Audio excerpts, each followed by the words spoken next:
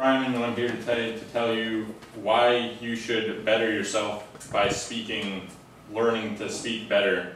Quote from the National Communication Association, which is quoting the U.S. Department of Labor, states, the National Communication Association notes that the U.S. Department of Labor lists a number of qualities required for top job performance.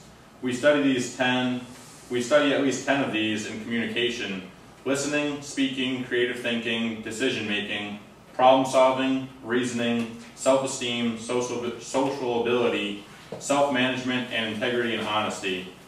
And in order to be taken seriously, it's important to improve your communication skills. Just by looking around the room, you can kind of gauge other people's nonverbal responses to me speaking. Some are probably making good eye contact. Either they're really looking at me or they're good at faking it.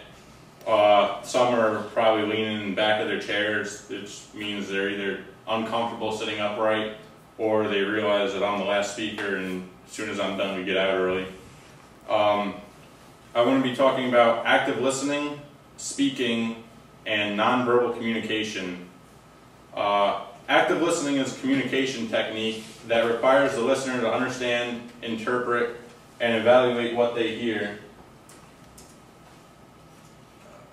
The ability to listen actively can improve personal relationships through reducing conflicts, strengthening cooperation, and fostering understanding.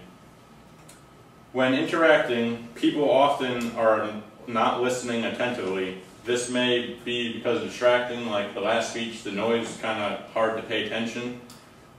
Thinking about other things, for example, I was thinking about my speech, not really paying attention too closely to what Megan was saying, or thinking about what to say next, especially in an argument.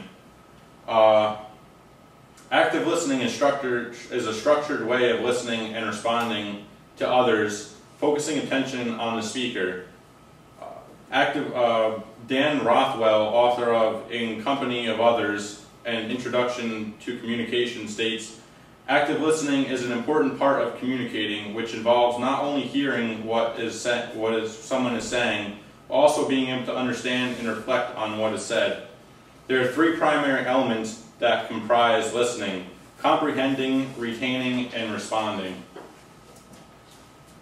Comprehending is the first step of the process. Comprehension is shared meaning between parties in communication transaction. This is the first challenge the listener has, which is accurately identifying speech, sounds, and understanding and synthesizing these sounds as words. We're constantly bombarded by auditory stimuli. Again, the example of whoever's banging out in the hallway. Not only distractions, but you might not be able to hear what I'm saying if I was talking low and they're banging, or out in the fall when they're mowing the lawns. It's kind of difficult to hear and pay attention. Retaining is the second step in the listening process. Memory is important because the information we retain is how we create meaning from words. Example, we depend on memory to fill in the blanks. We each have different memories that can conclude different meanings from the same words, or the same statement. However, memories are fallible and we can't remember everything we've ever listened to. There are many reasons we forget some of the information we've received. The first is cramming. We've all done this. Study a bunch of stuff or read a lot and then all of a sudden you forget it because it's in your short-term memory and your brain purges it before it can be transferred to your long-term memory. And that is from a quote from Richard Saul Wurman, author of Information Anxiety. The third is responding. The third action is responding, which is the interaction or feedback given to the speaker, both verbal and nonverbal. So you're all giving me nonverbal cues right now that you're paying attention. Some of you that are trying to pay attention. Listening is an interaction between the speaker and the listener. The speaker is looking for both nonverbal cues and cues to gauge if I'm being listened to. So as I look around, if people are looking at the ceiling, playing on their phone, you're not listening to me, may hurt my feelings. Part 2 is speaking. Speaking is another important part of communication, which involves converting our thoughts into something that can be verbalized to others, by Ronald Adler and Russell Proctor, authors of Looking Out, Looking In, which is a book on all kinds of speaking things. There are a few ways that you can improve verbal communication. Being specific. Ambiguous language can lead to misinterpretation. Equivocal language consists of statements that have more than one commonly accepted definition. Some equivocal misunderstandings can be amusing, such as the headline illustrations. They have more than one meaning, although it sounds silly sometimes. Have you ever responded to someone's question about the weather, saying that it was warm, only to have them say the person feels cold? Followed a friend's advice and gone to a cheap restaurant, having it turn out to be twice as much as you expected to spend? Have you ever had a class where you heard it would be easy and turned out to be difficult? The problem in each case results from failing to link a relative word to a measurable term. Seen a movie, or for an example, of seeing a movie that you heard was good and it turned out to be boring. These are all examples of relative language. Relative language is contextual statements which gain its meaning by comparing it to something else that's measurable and defined and definite. Relative words, examples are like big, small, fast, slow, smart, stupid, short, long. They don't mean anything unless you're comparing them to, they don't mean anything definite unless you're comparing it to something that's measurable. Using relative terms without explanation can lead to miscommunication. And to avoid abstract language, being too vague can change the meaning of the implied statement. And here's an example I pulled from the book, Looking Out, Looking In. As you go from the bottom to top, it's more polite, but less, what's the word I'm looking for here? It's less specific about what the exact problem was. So you go from, you need to quit complaining every time we work together, blah, blah, blah, to all of a sudden you just need to have a better attitude. It changes the meaning. And part 3, which is nonverbal communication, which Ronald Adler and Russell, same authors of Looking Out, Looking In, state, is just as valuable as verbal communication. All behavior has communicative values. For instance, if I just stand here and do nothing, that's still communicating a message to you guys that this guy's a lunatic, or what's going on.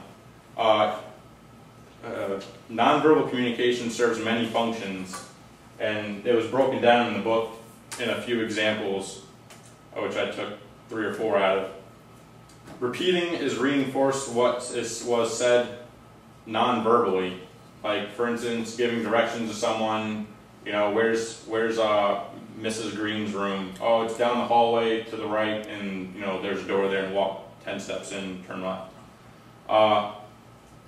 You repeat your instructions non-verbally by pointing in the direction stated, or north or whatever. This sort of repetition isn't just decorative. People remember comments accompanied by gestures more than those made with words alone. Not repeating what is said with nonverbals, but complementing it with nonverbals is called complementing, it's nonverbal behaviors which match the thoughts and emotions communicated or expressed linguistically, like giving a handshake to someone, saying thank you, or like bowing your head or nodding, or an agreement, or saying what's up with a head nod, or things like that. Saying thank you with a sincere facial expression and tone of voice, saying the same is more.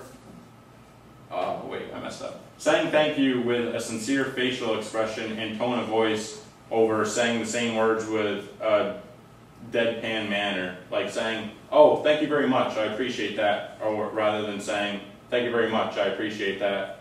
It means different things.